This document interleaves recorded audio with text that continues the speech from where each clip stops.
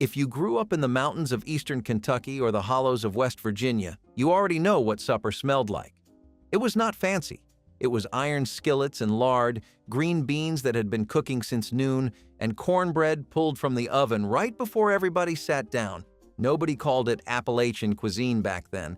That word came later from people who never had to cook on a wood stove. Number 15 was a roadside weed that could put you in the ground if you cooked it wrong. People fed it to their children every spring without thinking twice. And the animal behind number 9 is something most Americans today would call pest control, not supper. These were meals that came from the garden, the creek, and the woods, made by people who could not afford to be picky. Here are 25 forgotten Appalachian suppers people really ate in the early 1970s. Number 25. Killed lettuce. You pulled the leaf lettuce straight from the garden, washed it, and piled it into a big bowl. Then you fried up some bacon, and when the grease was popping hot, you poured it right over the leaves. They wilted down to almost nothing. A splash of vinegar went in next, maybe a pinch of sugar to cut the sharpness. Some families crumbled a hard-boiled egg on top. Others added sliced green onions from the yard. That was the whole supper on a hot night in June. I have talked to people who moved away from the mountains 50 years ago, and killed lettuce is still the thing they miss most.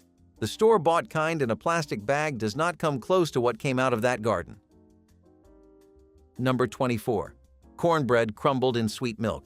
You took a piece of leftover cornbread, broke it into a tall glass, and poured cold milk over the top.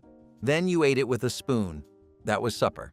It sounds like nothing, but in the mountains of North Carolina and eastern Tennessee, this was what people ate when the real meal had already been served at noon. Dinner was the big meal in the middle of the day. Supper was lighter, and for a lot of families, cornbread and milk was exactly enough. The cornbread soaked up the milk and turned soft, almost like pudding. Children loved it. Old folks still talk about it like it was the best thing they ever tasted. Before I go any further, this one is for the folks who want more old-fashioned recipes like these all gathered in one place. I put together the Vintage Recipe Guide, a collection of the kinds of meals your family actually cooked. You can find it on my website, vintagelifestyleusa.com. I will not bring it up again. If you want it, it is there. Now, back to the list. Number 23. Soup beans with chow chow. Soup beans meant pinto beans, and in Appalachia they cooked all day. You sorted them the night before, picking out the rocks and the shriveled ones. Soaked them overnight, drained them in the morning, and set them on the stove with a chunk of salt pork. By supper time, the house smelled like something sacred. The chow chow came out of a mason jar, bright and tangy, a pickled relish made from the end of the garden. Green tomatoes, cabbage, onions, and peppers, all chopped fine and put up in late summer. You spooned it right on top of those beans. The sweet and sour cut through all that rich, smoky pork flavor in a way that made every bite different from the last. Number 22. Fried ramps and potatoes. Every spring when the snow melted off the north-facing slopes, the ramps came up. They grew wild under poplar trees in the rich bottomland, and people dug them by the sackful. The smell was somewhere between garlic and onion, but stronger than both. You sliced the bulbs thin, chopped the green tops, and fried everything in a cast iron skillet with diced potatoes and bacon grease. The ramps turned sweet when they hit the heat. The potatoes crisped around the edges. In towns like Richwood, West Virginia, there were ramp suppers at the fire hall every April. You could smell who had been eating them from across the parking lot. Nobody cared. That was the price of spring, and it was worth paying. Number 21. Half-runner green beans simmered with a ham hock. Half-runners were the bean of choice across the southern mountains. Not quite a pole bean and not quite a bush bean. Somewhere in between with a sweetness that snaps could not touch. You broke them by hand into pieces, dropped them into a big pot with a smoked ham hock, and let them cook for hours. Not 20 minutes. Hours. The beans turned soft and dark and soaked up every bit of smoke from that pork. The pot liquor at the bottom was worth more than the beans themselves. People sopped it up with cornbread or drank it straight from a cup. I still think a bowl of half-runners and a wedge of cornbread is one of the most honest suppers ever put on a table. The grocery store was not part of the routine, not the way it is now. The nearest store might have been 15 miles of gravel road, and the truck only made it there when the weather allowed. So the garden was the grocery store. The root cellar was the pantry. The smokehouse was the meat counter. A woman feeding a family of 6 did not write a shopping list. She walked outside and looked at what was growing, what was cured, what was canned on the shelf, and she built supper from that. If the beans were ready, you ate beans. If the squash was coming in, you ate squash. The menu was never a choice. It was an answer to a question the land asked every single day. Number 20.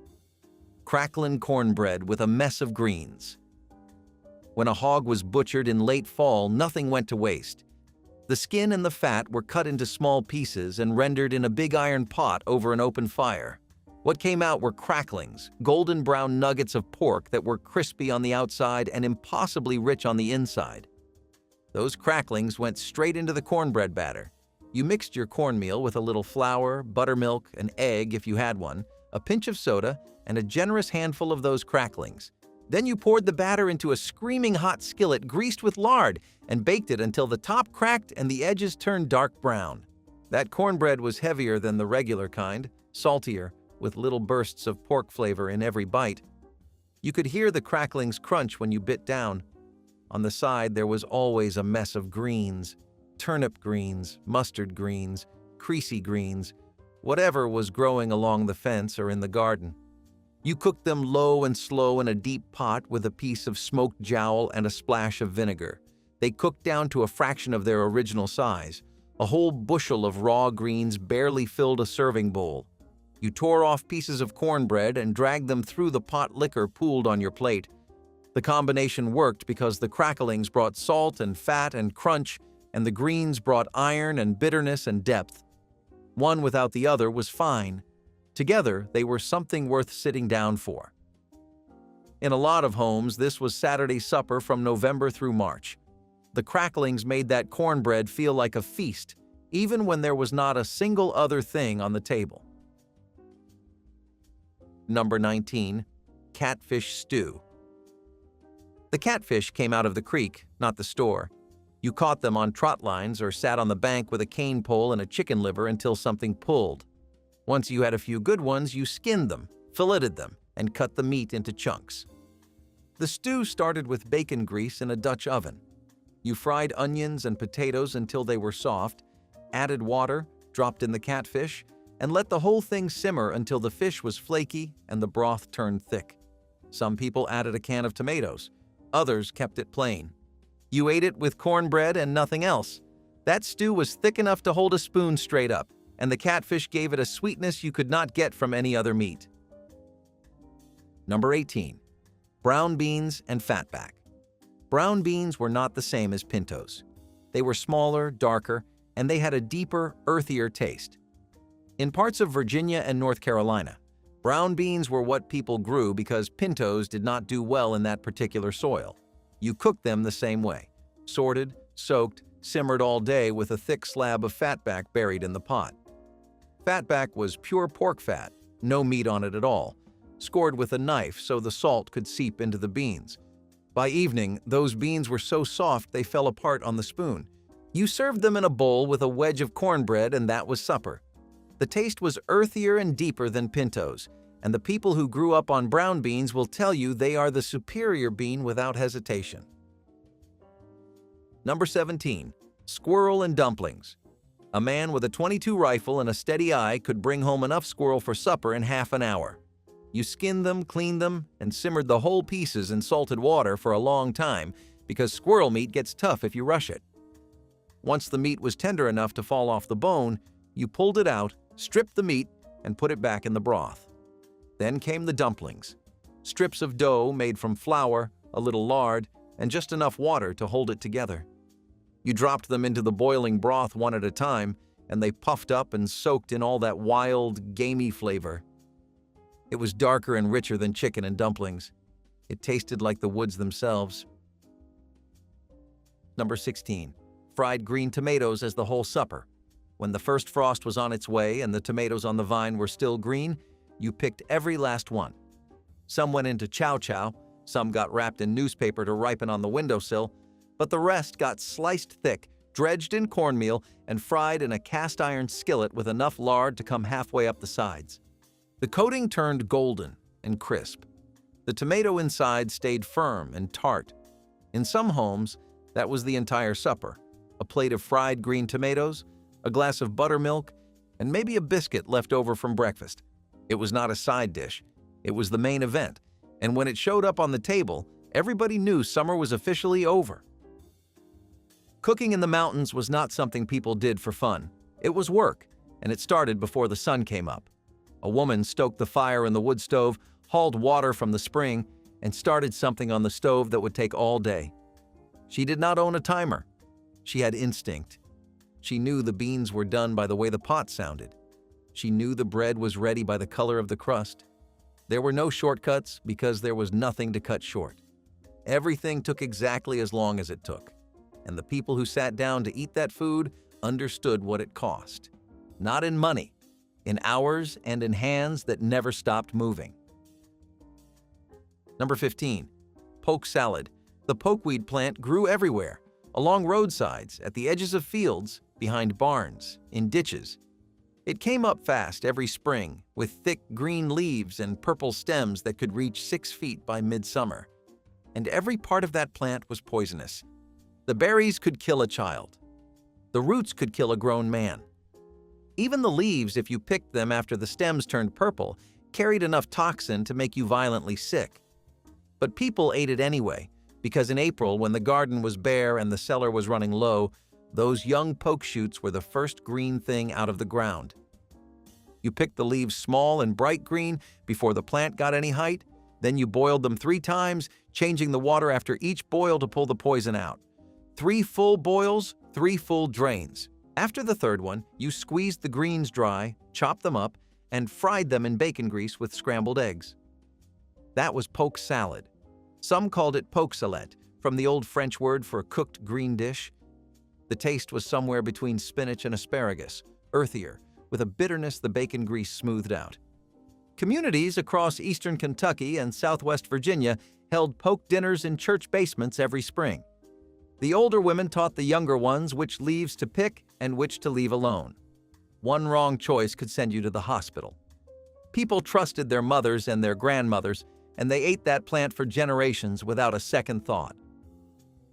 Tony Joe White wrote a song about it in 1968. He called it Poke Salad Annie, and it became a hit because millions of people in the rural South knew exactly what he was singing about. That plant was groceries when there were no groceries, and the women who cooked it knew the line between supper and poison by heart. Number 14. Cornfield beans and new potatoes. Cornfield beans were planted right alongside the corn. The vines climbed the stalks, and by midsummer you had both crops in the same row. The beans were picked young, when the pods were still tender, and cooked fresh with small new potatoes dug from the edge of the garden. You put everything in a pot with water, a piece of smoked pork, and a little salt. It simmered until the potatoes were soft enough to break apart with a fork and the beans had turned silky. The broth was thin but full of flavor. This was a July supper. The potatoes were barely bigger than a walnut. The beans still had dirt on them 20 minutes before they hit the pot. Number 13. Creek Bank Fish Fry. On a Friday evening in summer, you took whatever you had caught that week and fried it right there beside the water. Bluegill, smallmouth bass, brook trout, whatever the creek gave up. You cleaned the fish on a flat rock, dredged the pieces in cornmeal with salt and pepper, and fried them in a cast iron skillet set over a fire between 2 rocks. The grease was lard, brought from the house in a coffee can. The fish cooked in a few minutes, and you ate it with your fingers straight off a piece of newspaper. There was no table and no plates. Whatever you caught, you cooked. Whatever you cooked, you ate right there on the bank with your hands. Some families did this every Friday from May through September, and the children never forgot it. Number 12. Salt pork and wild greens. Salt pork was the backup when the smokehouse ran low. It was pork belly cured in nothing but salt, packed in a barrel, and it lasted months without spoiling. You sliced off a piece, soaked it in water to pull some of the salt out, and fried it in a skillet until brown and crispy. The greens came from wherever you could find them, creasy greens along the creek, dock leaves from the pasture. You wilted them in the pork fat left in the skillet, added a splash of vinegar, and that was your plate. Salt, fat, and something green. It was not elegant, but it kept people standing through some very lean springs when there was nothing else to put on a plate. Number 11. Baked cushaw squash. The cushaw was an enormous striped squash, green and white, shaped like a long crook neck, and it could grow to 30 pounds or more. It was an Appalachian heirloom that almost nobody outside the mountains had ever seen. You split it open, scooped out the seeds, laid the halves in a roasting pan, and baked it slow. When it was done, the flesh was golden and smooth, somewhere between pumpkin and sweet potato. You scooped it out and mashed it with butter and a little salt. Some families added brown sugar. I think cushaw deserves more attention than it gets. People grew them because they stored beautifully in the root cellar, and a single one could feed a family for a week. There was a kind of dignity in feeding yourself from what you grew. Nobody talked about it that way at the time. Nobody called it self-sufficient or sustainable. Those words came later, from somewhere else. But the act itself, walking into your own garden, pulling food from the ground, cooking it in your own kitchen, and setting it on the table for people you loved, that was the whole point. It did not matter that the meal was simple. What mattered was that you made it. That you showed up at the stove when you were tired and your back hurt and nothing about it was glamorous. You fed your family because that is what you did. The food was plain, but the act was not. Number 10. Rabbit stew. In the mountains, rabbit was not exotic. It was Tuesday. A boy old enough to carry a rifle could bring home a cottontail before school if he knew where to look. The rabbits lived in the brush piles along the fence rows and came out to feed at dawn and dusk like clockwork. You skinned them, soaked the meat in cold salted water for a few hours to pull the blood out, then cut the rabbit into pieces and browned them in a Dutch oven with lard. Onions went in next, then carrots, then potatoes cut into chunks. You added enough water to cover everything, put the lid on, and let it cook on the back of the stove for the afternoon. The meat turned tender and fell off the bone. The broth was thinner than beef stew, but it had a clean, mild flavor that nobody forgot once they tasted it. Some cooks thickened the broth with flour stirred into cold water. Others left it thin and poured it over biscuits. Rabbit stew was a dependable mountain supper. The animal was free, it reproduced faster than you could eat it, and it tasted good. There was no closed season on cottontail in most Appalachian counties back then. You hunted them when you needed them, and you needed them often. A single rabbit fed 2 people. 2 fed a family. It was the most efficient protein in those hills.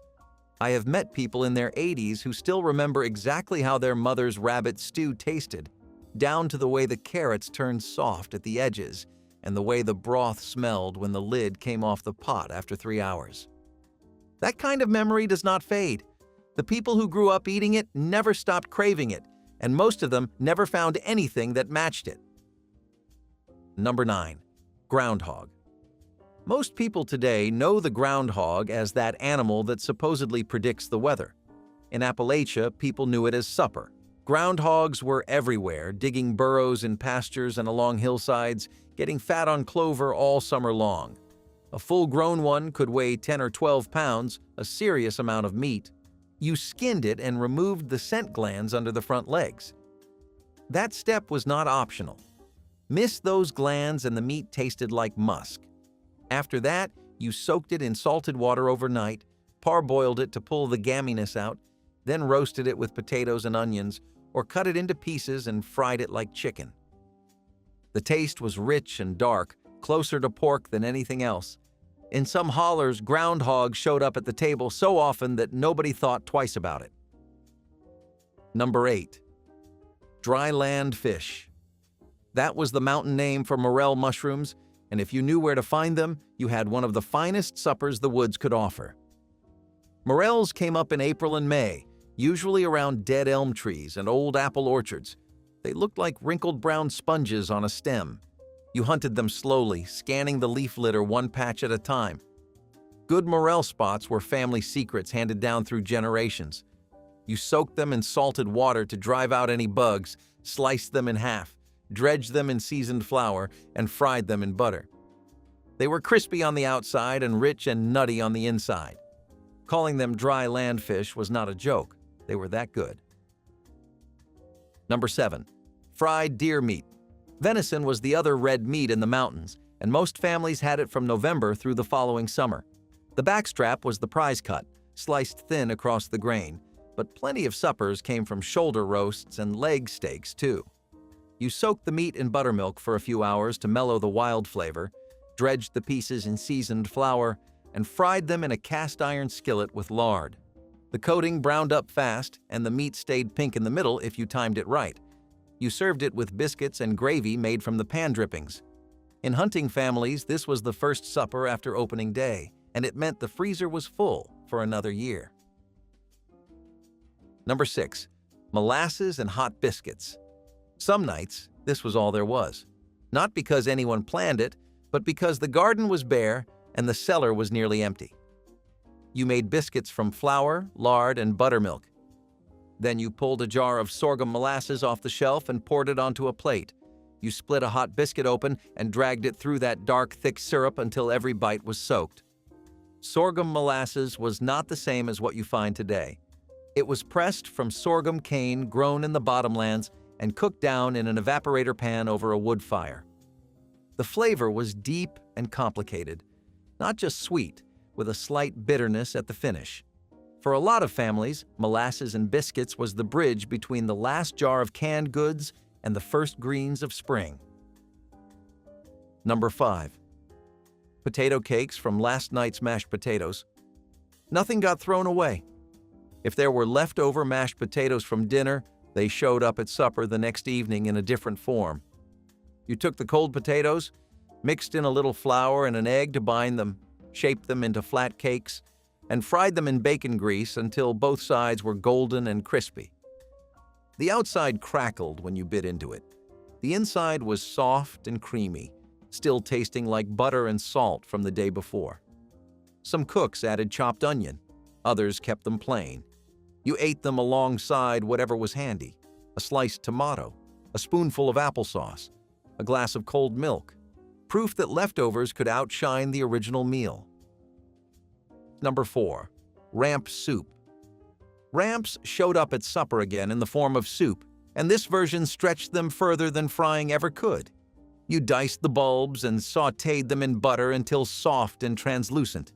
Then you added cubed potatoes, water, and salt. The pot simmered until the potatoes broke apart and thickened the broth on their own. No cream, no flour.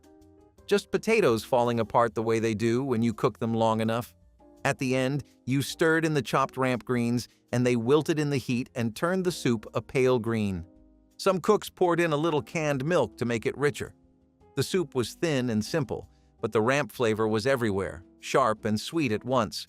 A bowl of that with cornbread was the perfect supper for a cool evening in April. Number 3. Squirrel gravy on biscuits. After you fried squirrel in a cast iron skillet, what was left in the pan was pure gold.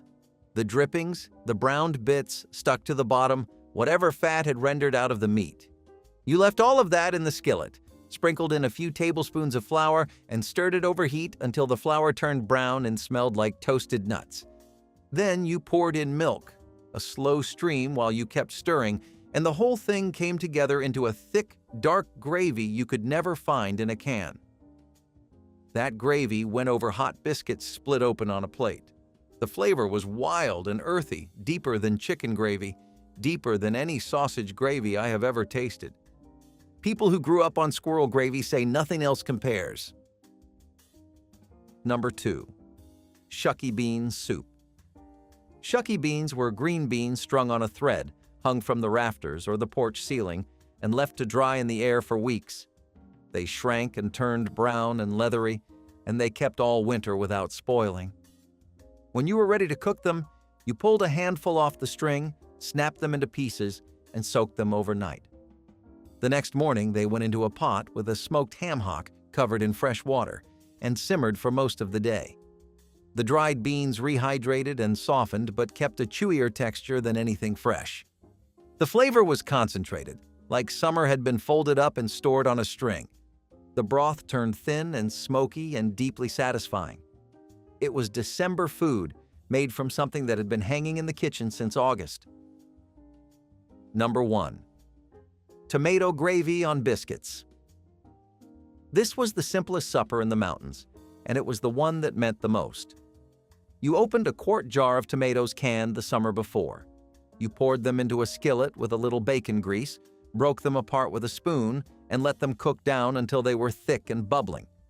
Then you added a dusting of flour, stirred it in, and let it thicken into a rough, chunky gravy that was bright red and slightly sweet. That gravy went over biscuits. Nothing else. No meat, no side, no salad. Just tomato gravy and bread. It was the meal that appeared when the smokehouse was empty and the cellar was down to its last few jars and the garden was frozen under a foot of snow. And it was enough. Every woman in the mountains knew how to make it. Every child who grew up in a hollow remembers the taste. It was not a recipe. It was a promise that you could always feed your people if you had flour, lard, and a jar of tomatoes put up from the summer before. That was the deal, and it held. Number 13. Spanish rice with hamburger. This was the pot that needed nothing more than 1 onion, a half cup of rice, and whatever meat was wrapped in paper at the bottom of the icebox. Brown a half pound of ground beef in her deep skillet. Drop in the chopped onion. Add a half cup of dry, long-grain rice straight from the cardboard box. Pour in a can of stewed tomatoes and a cup of water. A shake of paprika from the red tin. Lid on, 25 minutes on the lowest flame. The rice drank the tomato juice, the meat scraps stretched themselves across a family of 5, and the supper cost about 40 cents in 1958 money. Texas grandmothers cooked it on weeknights and called it Spanish rice without ever crossing the border. Creamed chipped ham on biscuits was the unofficial supper of Pittsburgh, and it had a way of spreading from city kitchens to country church cookbooks. It was made by chopping thin slices of deli ham, usually chipped or shredded, then simmering them in a white sauce of milk, butter, and flour. The sauce was ladled over fresh biscuits, toast, or even saltines depending on what was around. It was salty, creamy, and stuck to your ribs in the best possible way. This meal started as a working-class favorite, especially in mill towns and coal country, but it worked its way into church kitchens too. It was cheap, it was easy to scale up, and it made use of inexpensive lunch meat that could be bought by the pound. During busy weeks with lots of evening programs or youth nights, it was the kind of meal that filled a crock-pot and waited patiently until everyone was done rehearsing or cleaning pews. Church ladies appreciated how little it cost and how much it satisfied. It was also one of those dishes that made leftovers feel like something special, especially when paired with sweet pickles or stewed apples on the side. Number 15. Stewed prunes. To modern ears, this sounds more like medicine than dessert, but on a boarding house table it was the sweet, gentle finish to a heavy meal. Drying plums was a cheap way to keep summer fruit through the long, cold months, so a sack of prunes sat in nearly every pantry. The cook soaked them, then simmered them slow in a little water with sugar until they swelled up soft and syrupy. Spooned warm into a bowl, sometimes with a splash of cream, they cost next to nothing and rounded off supper with something sweet. They turned up at breakfast too, beside the oatmeal, doing double duty the way every thrifty food did. For a generation that grew up before refrigerators, this was simply what dessert tasted like. Younger people today wrinkle their noses at the very idea. Stewed prunes were humble comfort, and they sweetened more hard winters than anyone bothered to count. Number 28. Slumgullion. The word showed up in Mark Twain's 1872 travelogue Roughing It, where he used it to mean a watery stew served to gold miners. By the time the Depression hit, the name had attached itself to a thick beef and noodle pot that hobos shared along the railroad lines through the Dakotas and Montana. Grandmothers who fed men off the boxcars in the 1930s kept making it long after the trains stopped bringing strangers. Brown a pound of ground beef in a deep skillet. Throw in a chopped onion, a green pepper if you had one, a can of tomato sauce, a can of stewed tomatoes, and a cup of dry elbow macaroni. Cover the pan. Walk away for 20 minutes. Some families called it American goulash. Some called it just supper. The name moved with the people who carried it, and the recipe stayed almost the same from Pennsylvania to the Pacific. It was the supper a woman could put together with one hand on the spoon and the other on a child's shoulder. Mushroom-stuffed zucchini boats were the kind of creative supper dish you made when the garden was exploding and meat was nowhere in sight. You would have a zucchini lengthwise, scoop out the center, and fill it with a mixture of breadcrumbs, chopped mushroom, and maybe a little cheese or egg to hold it all together. Then you would bake it until the tops turned golden and the zucchini softened just enough to cut with a fork. This was not just about flavor. It was about making something look special when times were not. Church ladies loved how pretty they looked on a plate, especially for luncheons or potlucks where presentation counted. It was also a sneaky way to use up vegetables that were about to turn, or mushrooms that came out of a can and needed a little help. Sometimes a spoonful of tomato sauce got added on top. Sometimes the breadcrumbs were stale crackers crushed by hand. Whatever you had went in, and that was the rule. These zucchini boats sailed straight out of the garden and onto the church table with quiet pride. And for those who remember them, they were a summer supper worth repeating. Number 19. Corned beef hash. Nothing got wasted in a house run on a tight budget, and hash was proof of that. The morning after a boiled dinner, the cook took the leftover corned beef and potatoes, chopped them fine, and pressed the whole mess into a hot, greased skillet. She let it sit until a dark crust formed underneath, then flipped it in pieces so the crispy bits got spread all through. Sometimes a fried egg went on top, and that turned a plate of scraps into something a hungry man looked forward to. It was the second life of last night's supper, and it cost the landlady nothing at all. Boarders learned that the crust was the whole point, and the ones who got the corner pieces counted themselves lucky. For decades, this was how working families squeezed 2 meals out of 1 piece of meat. The tinned version still sits on shelves, but the real skillet hash, made from honest leftovers, has mostly disappeared. Corned beef hash was frugality you could be proud to serve. By the way, real quick before we get to number 18, if these old boarding house suppers are bringing back memories, we have pulled a good many of them together into a recipe guide so you can make them in your own kitchen again. You will find the link down in the description under this video. Now, back to the countdown. Number 15. Skillet goulash with macaroni. The newspaper printed a recipe called American goulash back in 1909, where cubed beef got baked with rice, tomato, and onion. By the time the Depression was grinding into its 3rd winter, the recipe had drifted onto a stovetop, and the rice had turned into elbow macaroni. Grandmothers in Ohio mill towns and Indiana farm kitchens cooked it in a deep skillet on the back burner with 1 pound of ground beef, 1 chopped onion, 1 can of tomatoes, 1 can of tomato sauce, and a cup of dry elbows poured right into the same pan with 2 cups of water. Lid on. 22 minutes on a low flame. The starch from the macaroni thickened the sauce without a roux, and the whole supper hit the table in the time it took to set out plates. Some families called it goulash. Some called it just hamburger and noodles. Either way, it was the kind of pot a tired woman could leave alone while she folded a basket of warm laundry on the kitchen chair. Bacon-topped tomato pie was one of those strange little miracles that somehow felt fancy and frugal all at once. At its core, it was sliced tomatoes, sometimes fresh from the garden, sometimes canned, layered into a pie crust with mayonnaise, shredded cheese, and a touch of onion. On top went a lattice or crumble of bacon, the kind you saved and froze in wax paper until you had enough. Then it baked until everything melted together in a warm, bubbling mess that smelled like Sunday supper. This dish was especially beloved in Southern church cookbooks, where tomatoes were plentiful and bacon was considered a sacred ingredient. Women's auxiliaries made it for luncheons, potlucks, and summer picnics when it was too hot to cook anything heavier. It walked the line between a side dish and a main course, good enough to carry a meal if needed. Sometimes it had biscuit crusts, sometimes store-bought dough, but it always had that creamy, salty sweet thing going for it. It might not have looked elegant on the plate, but people went back for seconds. That was usually all the proof a church lady needed to call it a hit. Number 20. Scalloped potatoes and ham. This was the dish a landlady made when she needed to feed everyone from one pan and have it stretch. Thin slices of potato got layered in a baking dish with flour, salt, and milk, then dotted with whatever scraps of ham were left from an earlier meal. An hour in the oven turned it into a bubbling, golden, creamy supper that smelled like home from the front porch.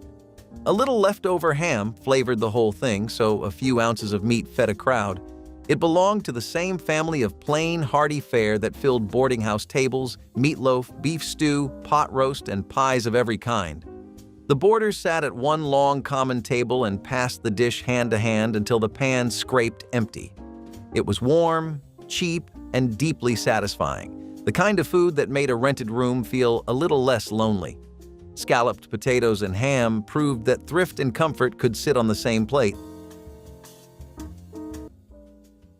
Number 12. Bubble and squeak. British war brides who married American GIs and shipped over to Detroit, Pittsburgh, and Boston between 1944 and 1947 brought this skillet trick with them. Yesterday's boiled potatoes and yesterday's boiled cabbage went into a hot pan with a generous spoonful of bacon drippings. Press the whole thing flat with the back of a spoon. Let it sit untouched on a medium flame for 6 minutes so a brown crust formed on the bottom. The name came from the sound the cabbage made hissing against the hot iron, which the English had been calling bubble and squeak since at least 1762. Flip the slab once, crust the other side, slide it onto a plate and crack a fried egg on top. Supper out of 2 leftovers and a pat of grease. Number 22. Oyster stew. It is hard to believe now, but there was a stretch of years when oysters were so plentiful and cheap that they counted as poor folks' food. Up and down the East Coast, a bowl of oyster stew was a common supper. Just oysters gently warmed in milk or cream with butter and a little pepper, ready in minutes. Irish Catholic families leaned on it for meatless nights and made it their Christmas Eve tradition, and from there it spread across the whole country. A boarding house near the water could set out a steaming tureen of it for almost nothing and call it a feast. Old cookbooks from before the Second World War were stuffed with oyster recipes because the shellfish were everywhere. Then the beds got fished out, the price climbed, and oysters turned into a treat for special occasions. Most younger people have never tasted a real oyster stew. It went from everyday supper to forgotten luxury in a single lifetime. Number 10. Polish sausage and cabbage skillet. Milltown grandmothers in Hamtramck, South Chicago, and Cleveland kept a ring of kielbasa from the corner butcher in the icebox most weeks of the year. On a Wednesday when the meat money was almost spent, they sliced the whole ring into thick coins and laid them in a hot iron pan to brown in their own fat. Half a head of green cabbage shredded thin went in next, a halved yellow onion sliced thick, a few cracks of black pepper. The cabbage cooked down in the sausage fat for 15 minutes with a lid on, and the supper smelled like a Polish church basement in November. A boiled potato split open on the side of the plate caught the pan drippings. The whole pot fed 6 people for under $1.25 in 1964. Cheesy spinach squares were what you made when you wanted to sneak something green into a potluck plate without getting too many complaints. You would mix chopped spinach, frozen or fresh, with eggs, shredded cheddar cheese, and a little flour and baking powder to bind it all together. Then it was poured into a baking dish, cooked until firm, and sliced into neat little squares. They were good warm or cold, which made them perfect for women's circles, bridal showers, and youth group meetings where you could not count on an oven being available. The flavor was mild but rich, and the texture fell somewhere between a quiche and a savory brownie. These squares were especially loved by the women who brought them because they were just so easy. No crust, no fuss, just a big mixing bowl and a square pan. They showed up in dozens of church cookbooks from the 1960s and 1970s, often with hand-scribbled notes in the margin like, "Add nutmeg" or "Great with hot sauce." You might not think of spinach as a crowd pleaser, but when it came baked with cheese and egg into a tidy little square, it sure had a way of disappearing fast. Number 12. split pea soup with ham hock. This is the one boarders argued over for the last helping, the dish we promised you back at the start. After a ham had been picked clean, the bone never went in the trash. It went straight into a tall pot with a sack of dried split peas, an onion, and whatever bits of meat still clung to the bone. Then it simmered all day on the back of the stove while the landlady tended to everything else.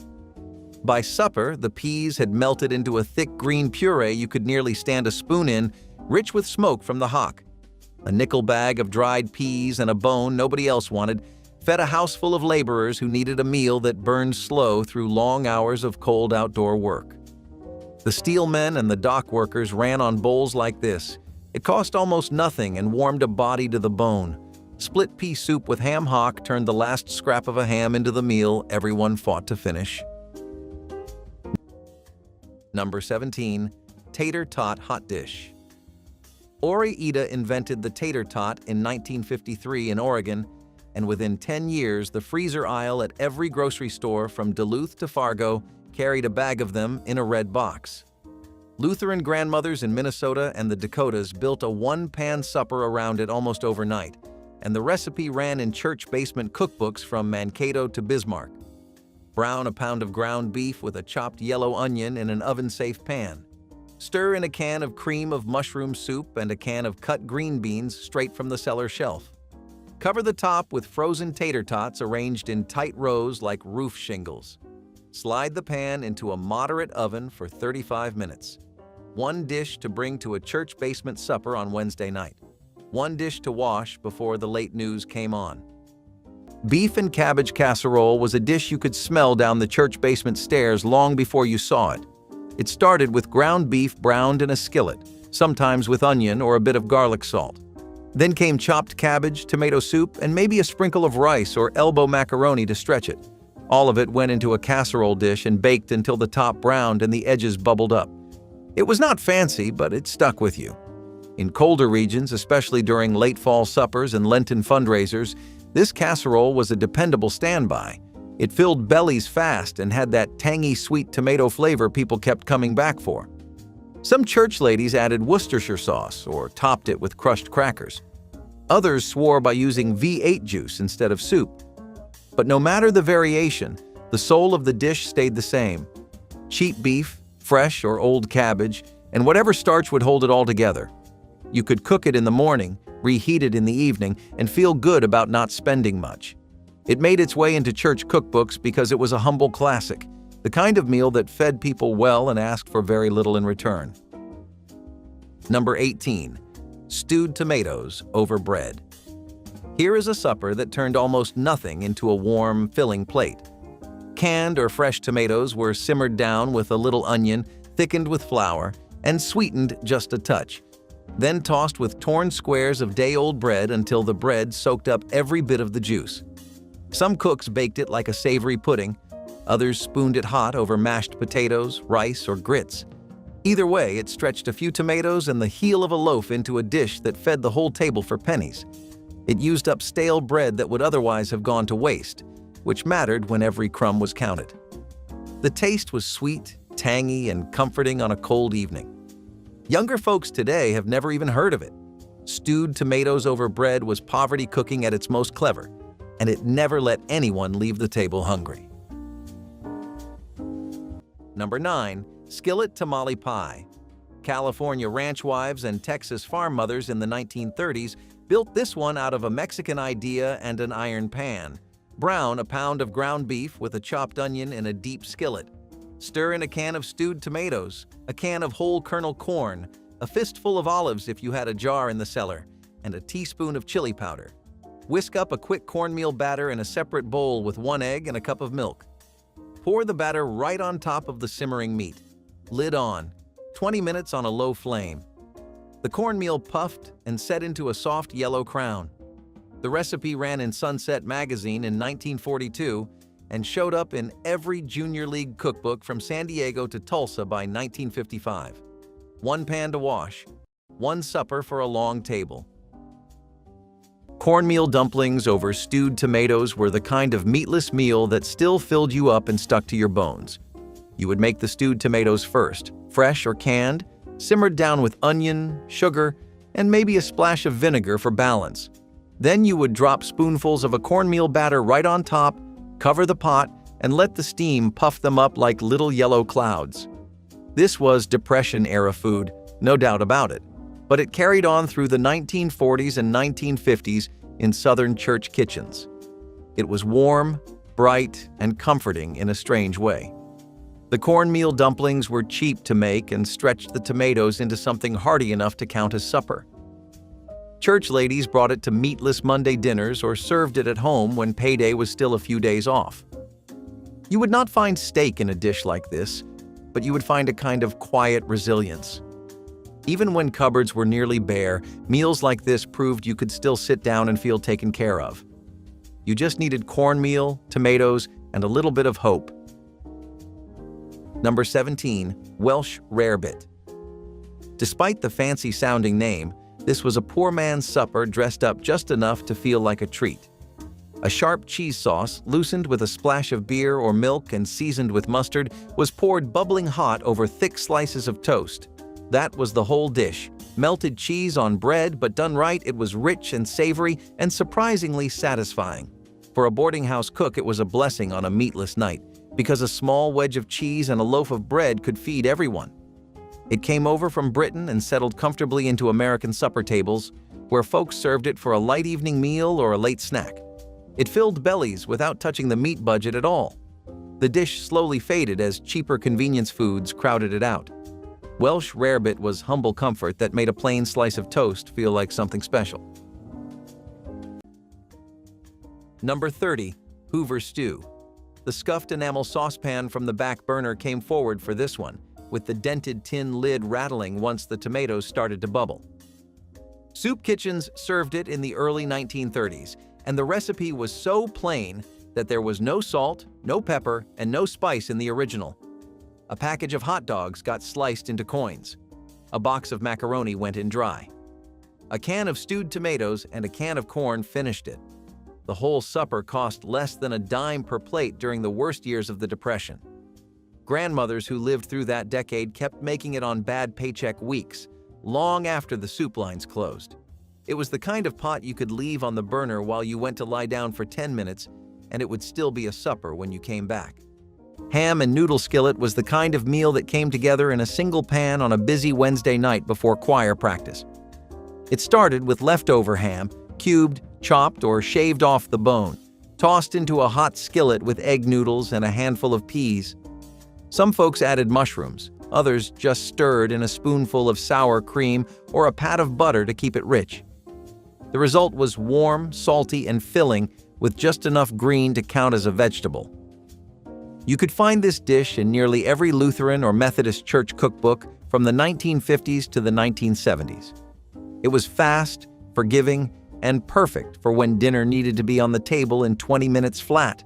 No oven, no timer, just a stovetop, a wooden spoon, and a skillet. That was part of the appeal. It worked for the women who had worked all day and still had a bake sale to prep for or a committee meeting to attend. Kids ate it without complaint, and men liked it because it tasted like a meal. In homes and churches where time and money were always tight, the ham and noodle skillet got the job done. Number 21. Liver and onions. Mention it today, and half the room makes a face, but in the boarding house era, this was treasured because it was both cheap and filling. Liver was one of the least expensive things at the butcher, often the part nobody else wanted, so the landlady could buy plenty of it. She sliced it thin, dusted it in flour, and seared it fast in a hot pan, then buried it under a heap of onions cooked slow and sweet in the drippings. The onions did the heavy lifting, turning a plain organ meat into something glossy and savory that clung to a pile of mashed potatoes. It gave hard-working bodies real iron and strength, which mattered when the day was all heavy lifting. Children of that time learned to clean their plates whether they liked it or not. Now it has slipped off nearly every menu in the country. Liver and onions fed strong workers cheaply, and few dishes worked harder for the money. Number 14. Liver and onion skillet. Beef liver was the cheapest cut at the A&P meat counter in 1953. less than half what a chuck roast brought the same week. German and Polish grandmothers in Milwaukee and Buffalo bought a pound of it on Thursdays and cooked it on Thursday nights when there was nothing else cheap left in the icebox. Dredge thin-sliced liver in flour seasoned with salt and pepper from the wooden mill on the counter. Slick a big iron pan with a spoonful of bacon grease saved in a tin can on the back of the stove. Lay 2 sliced yellow onions in first and let them go soft and brown for 10 slow minutes. Push the onions to one side. Lay the floured liver in the open hot half of the pan. 3 minutes aside, no more, or it turned to shoe leather. Heap the onions back over the top. 1 supper, 1 pan, 1 dish to wash. Rice ring with creamed mushrooms was the kind of supper dish that looked like it belonged on a magazine cover, but came from a 5-ingredient recipe in the back of a spiral-bound church cookbook.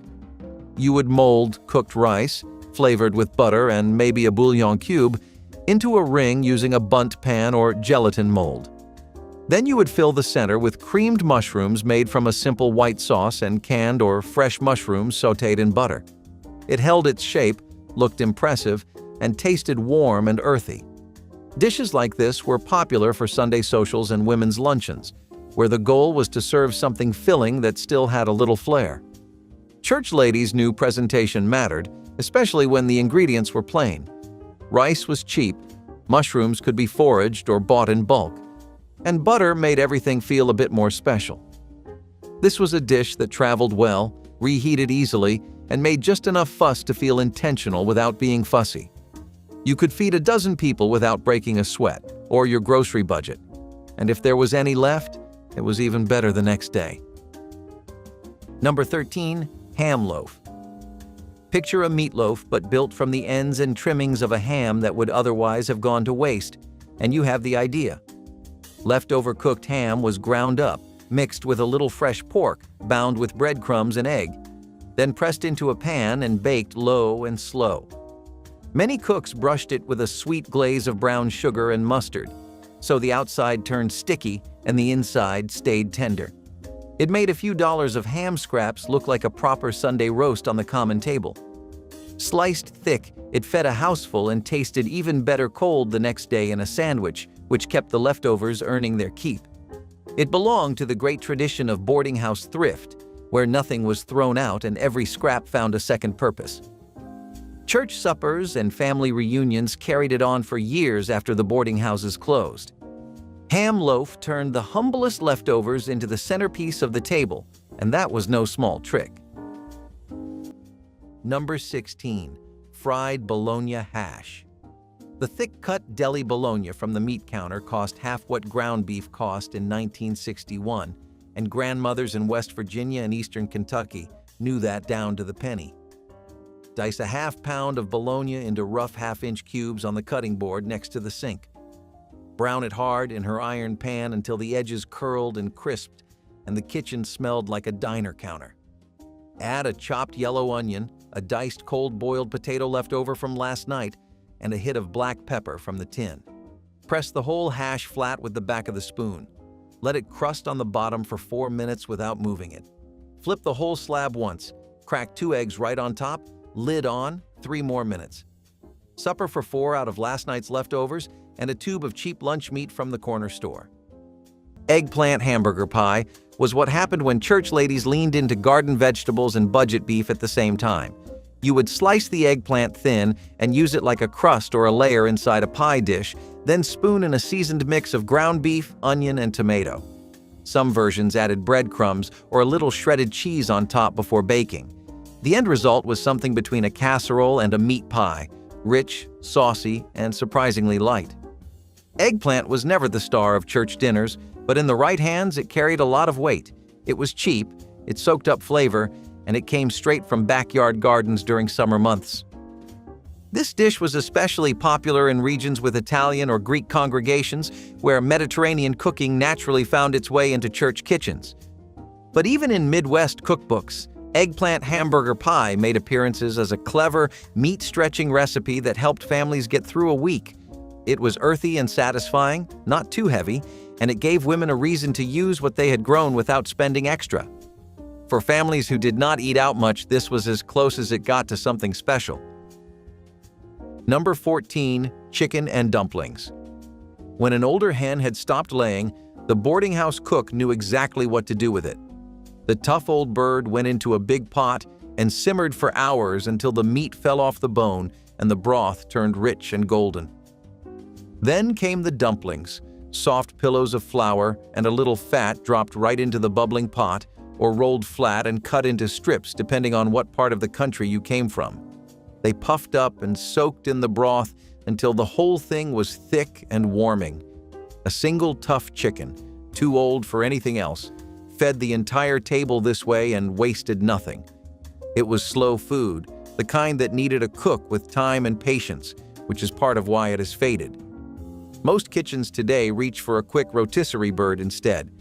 Chicken and dumplings was the dish that proved patience, and a cheap hen could make something nobody ever forgot. Number 8. Skillet Spam Hash. Hormel started canning Spam in 1937 in Austin, Minnesota, and by 1944 the company was shipping 15 million cans a week to American troops in the Pacific.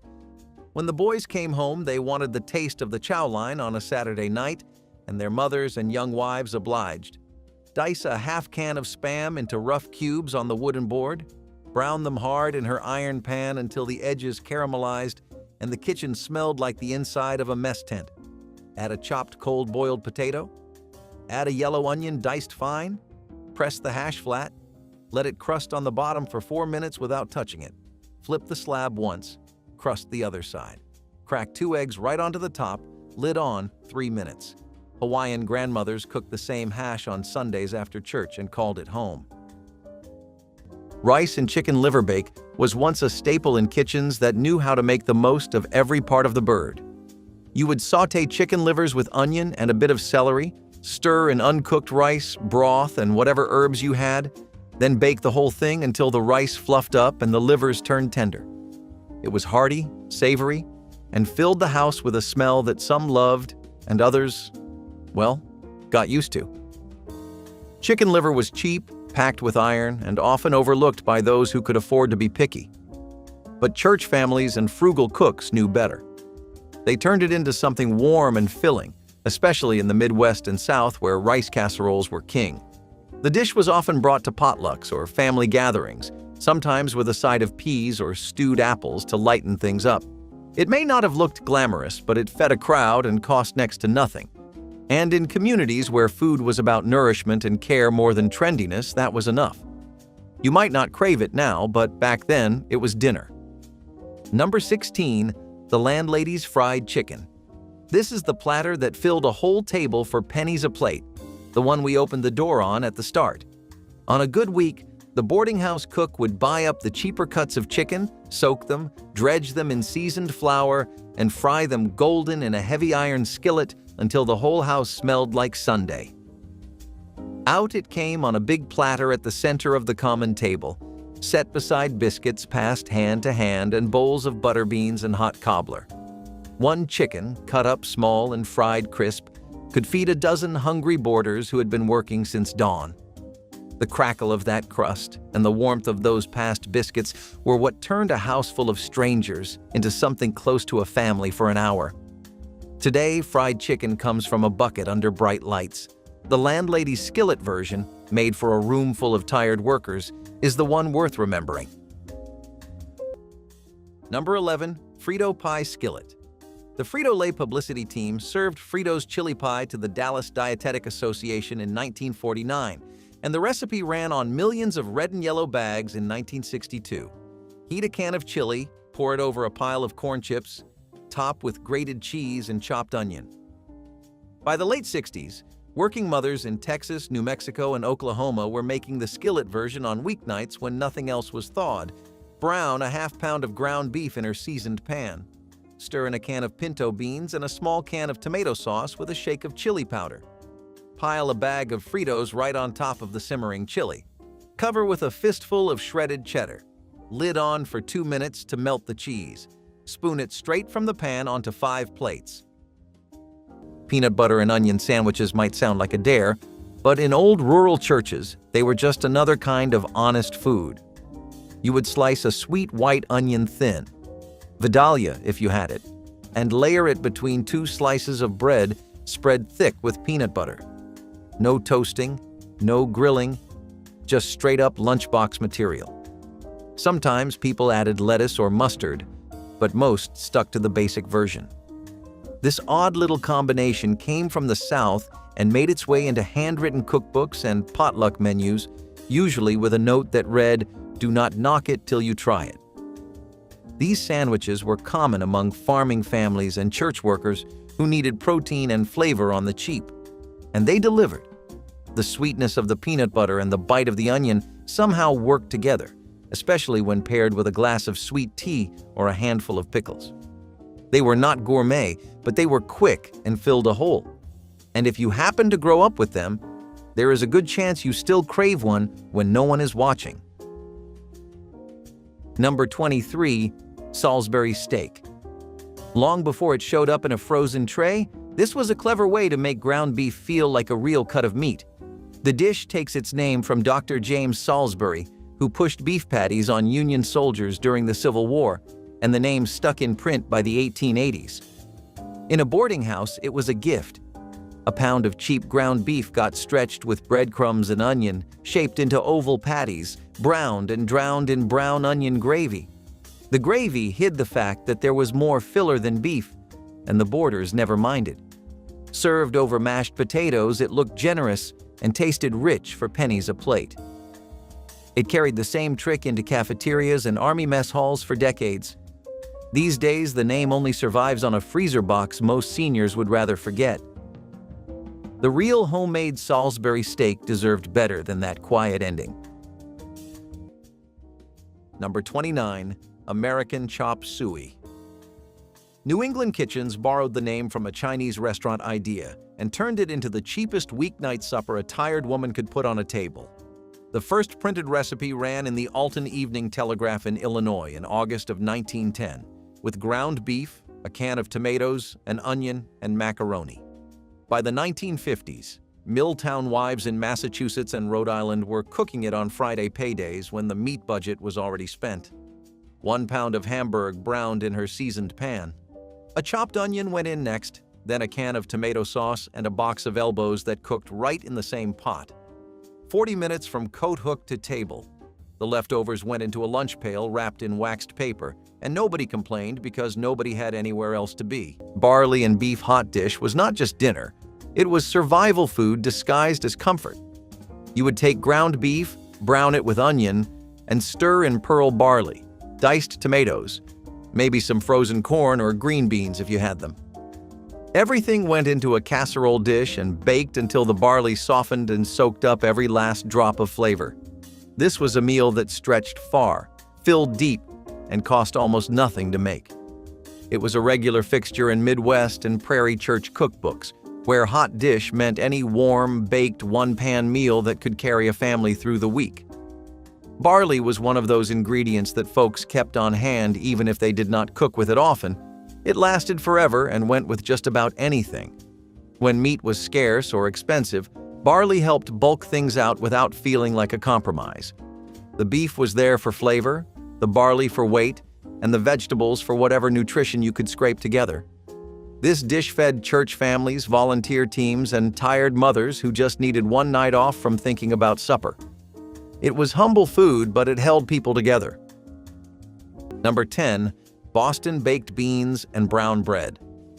Saturday night in a New England house meant a heavy crock of beans had been baking low in the oven since morning. Dried navy beans went in with salt pork, molasses, and a little mustard, then cooked slow for hours until they turned soft and sweet and the sauce went dark as syrup.